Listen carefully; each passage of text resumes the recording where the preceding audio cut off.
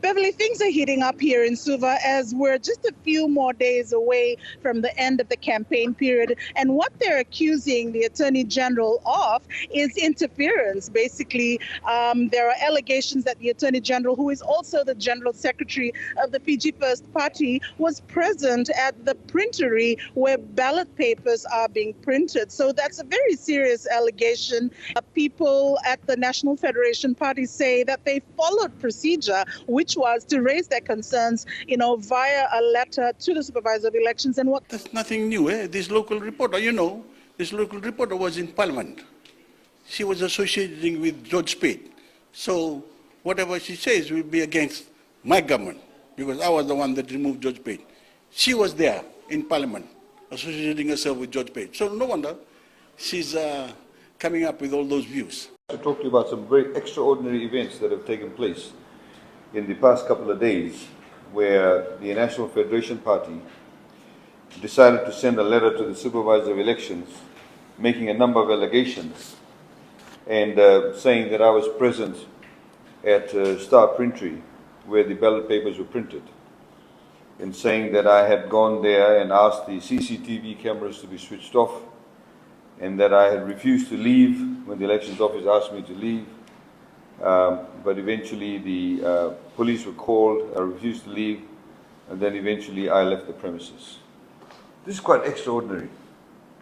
Here we have a political party pulling out something out of his head, decided to write a letter of complaint with absolutely no evidence whatsoever. And I'll tell you why they don't have actually evidence.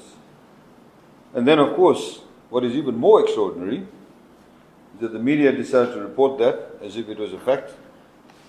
And even more extraordinary was the fact that ABC Australia decided to run a story on it, and the manner in which they ran the story as if it was a fact.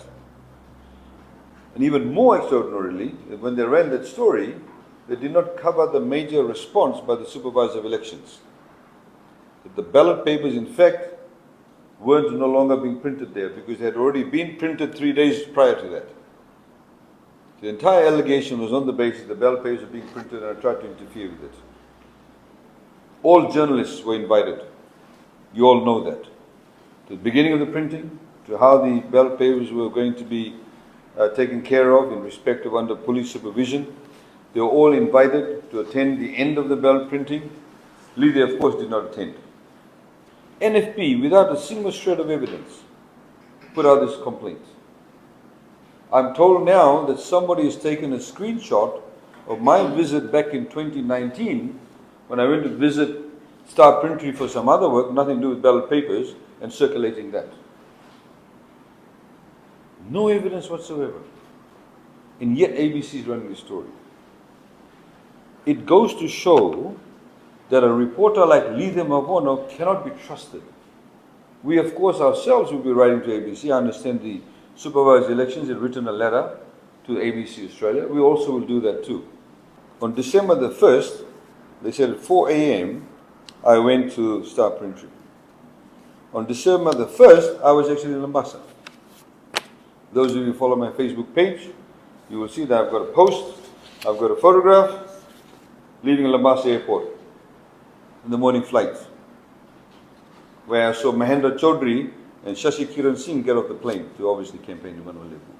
I had one of the Labour Party candidates speak to me and take a photograph with me at Lambasa Airport. I have here my boarding pass, seat 2A, 1st of December is dated, where I got on the plane. Basic journalism, basic inquiry of facts was not followed.